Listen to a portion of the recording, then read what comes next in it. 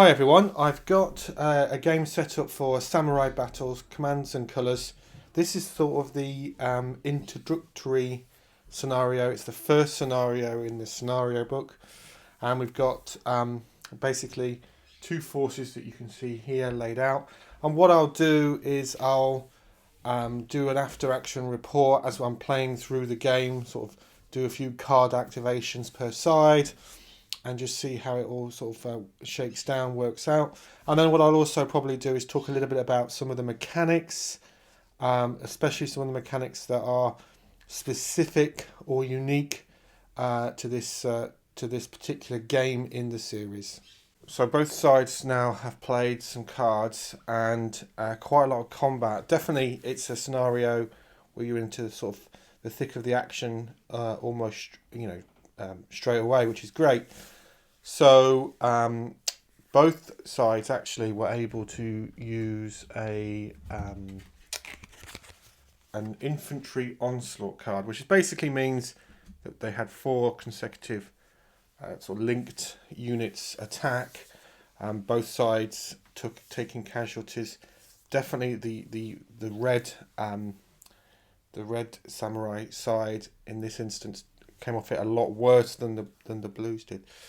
Also, interestingly, with this game, not only do you get your normal sort of command cards, I'll call them, which in this game, that's sort of the back of them here, that you'll be using to activate the different units and the centre and the two flanks, but you also get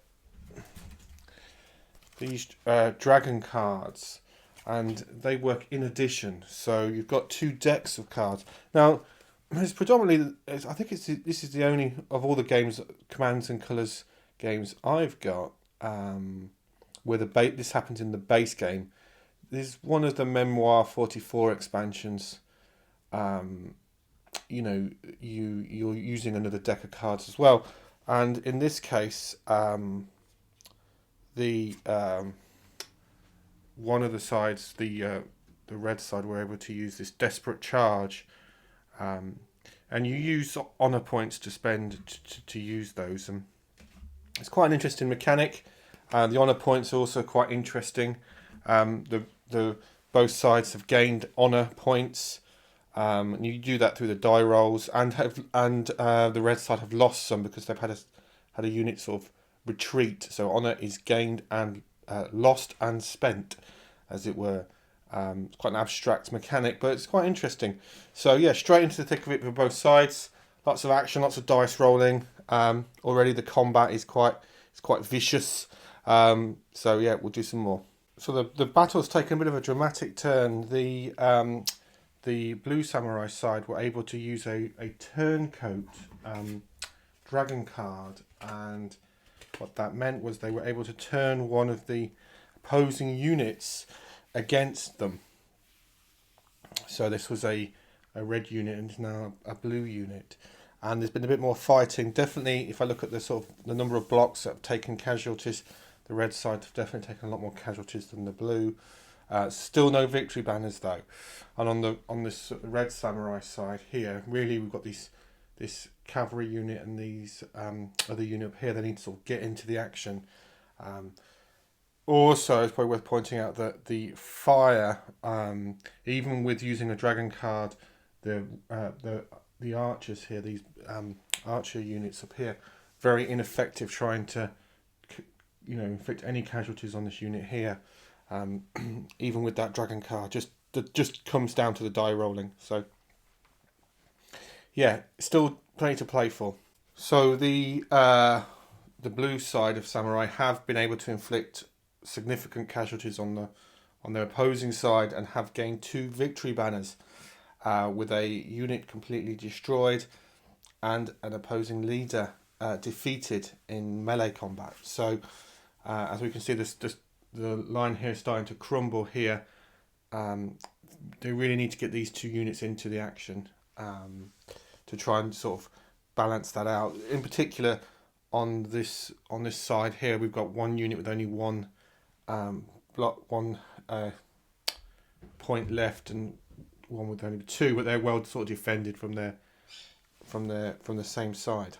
So things are really hotting up in this battle. So on the red side here, they were able to activate these two units, which completely destroyed two of the units on this flank here.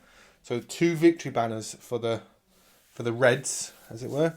But on their opposing side, they were able to defeat to mop up really two last what were they? Infantry spearman units.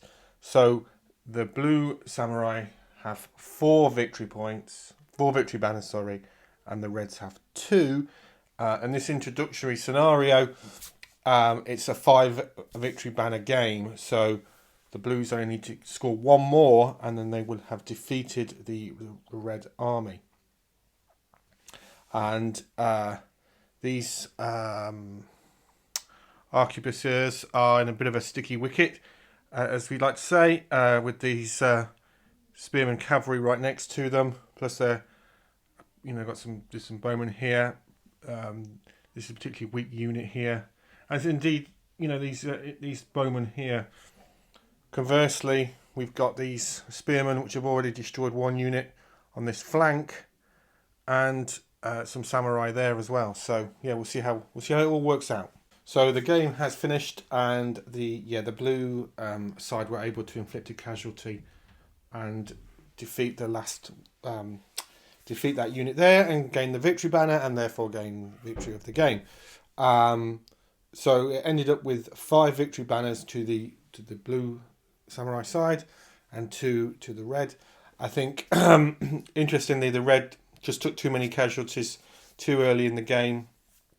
But they did well to get 2 victory banners back. And at one point I thought it could have swung slightly in their favour. But not to be. So a fun, what I would say, it didn't take long to set up and play. Comfortably within an hour. A fun introduction to the game. I think where are the counters? Here we go. The honour counters are quite an interesting mechanic.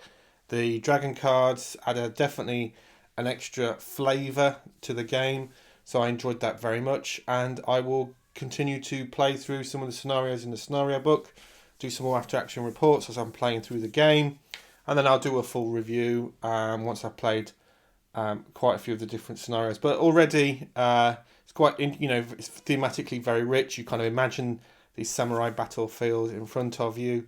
And those extra mechanics do add an element to it, which is super cool and very enjoyable. So yeah, great game.